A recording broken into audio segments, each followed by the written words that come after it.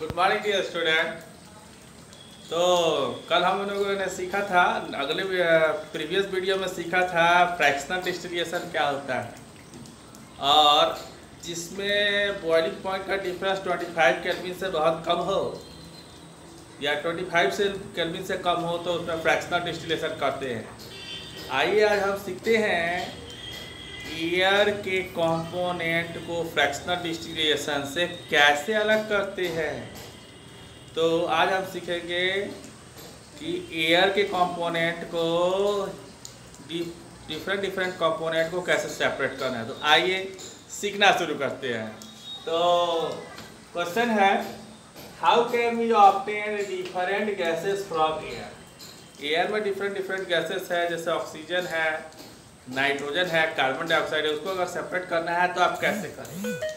तो प्रिंसिपल क्या है, देखिए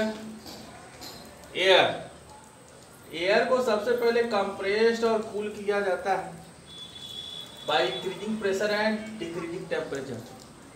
यानी प्रेशर इंक्रीज कर दिया जाएगा और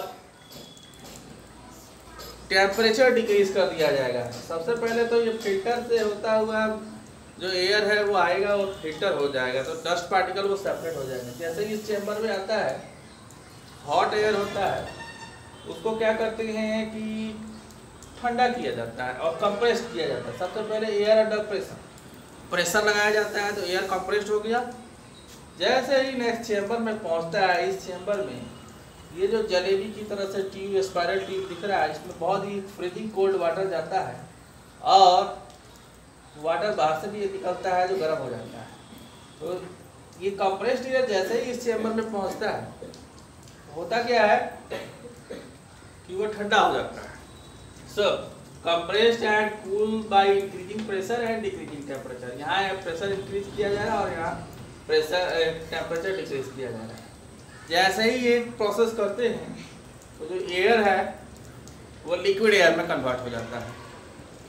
तो आगे हम चलते हैं। Cold compress air went reaches to this chamber. इस चैम्बर में पहुंचता है तो डियर स्टूडेंट, जो कार्बन डाइऑक्साइड होता है वो गैस से डायरेक्टली सॉलिड में कन्वर्ट हो जाता है, जिसको हम ड्राई आइस भी कहते हैं।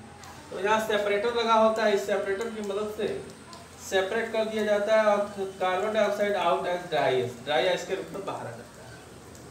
बाकी जो लिक्विड फॉर्म में जो गैसेस, लिक्विड एयर बचा वो आगे की तरफ बढ़ता है और यहाँ एक्सपेंशन जेट लगा होता है, लहरों जैसी होती है, इससे आगे बढ़ता है और यहाँ इसको ग्रेजुअली हीट किया जाता है, वार्म किया जाता है।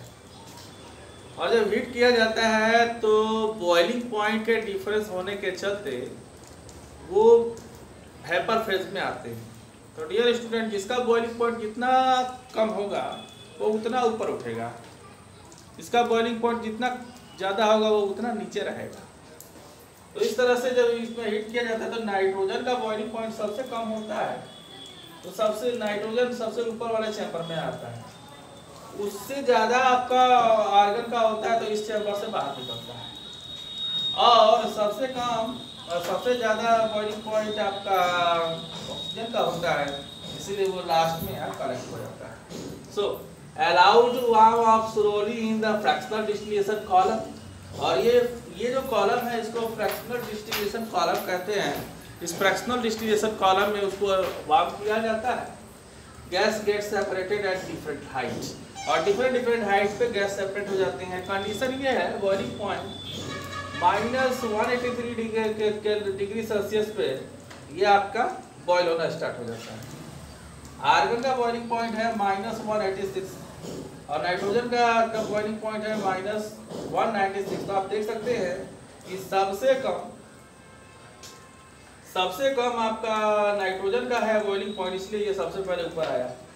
उससे ज़्यादा आपका आर्गन का है तो वो उसके नीचे आया और सबसे ज़्यादा ऑक्सीजन का है तो इसलिए वो इसमें कलेक्ट हुआ।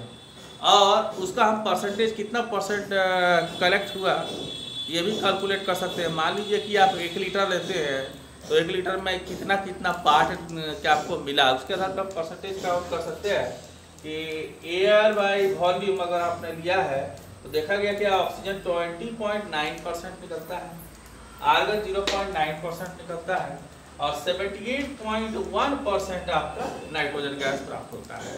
तो इस तरह से जो एयर के जो हम लोग कंपोनेंट बोलते हैं कि 78% नाइट्रोजन होता है, 21% ऑक्सीजन होता है, 0.03% कार्बन डाइऑक्साइड होता है, तो ये इसी तरह से कैलकुलेट किया गया है। सो air is a mixture of homogeneous mixture होता है और उसको सेपरेट करने के लिए, इसके कंपोनेंट को सेपरेट करने के लिए फ्रैक्शनल डिस्टिलेशन का यूज़ करते हैं। तो डियर स्टूडेंट, आज आप लोगों को हमने ये बताया कि एयर के कंपोनेंट को सेपरेट करने के लिए कौन सा मेथड का यूज़ किया जाता है और कैसे किया जाता है, वो कौन कौन से अपरेटस है जिससे होते हुए ये आपका गैसेस सेपरेट होता है। तो बहुत ही इंटरेस्टिंग है ये। आप सिंपली क्या करते हैं, कंप्रेस करते हैं, यानी प्रेशर इंक्रीज करते हैं और टेम्परेचर लो करते हैं, लोअरिंग टेम्परेचर, और जो गैस होता है वो लिक्विड में कन्वर्ट हो जाता है, उसका फ्रैक्शनल डिस्टिलेशन किया जाता है और डिफरेंट फ्रैक्शंस आपको प्राप्त हो जाते हैं। लेकिन कार्बन डाइऑक्साइड जो होता है वो ड्राई आइस के रूप में प्राप्त होता है क्योंकि वो लिक्विड में कन्वर्ट नहीं होता है।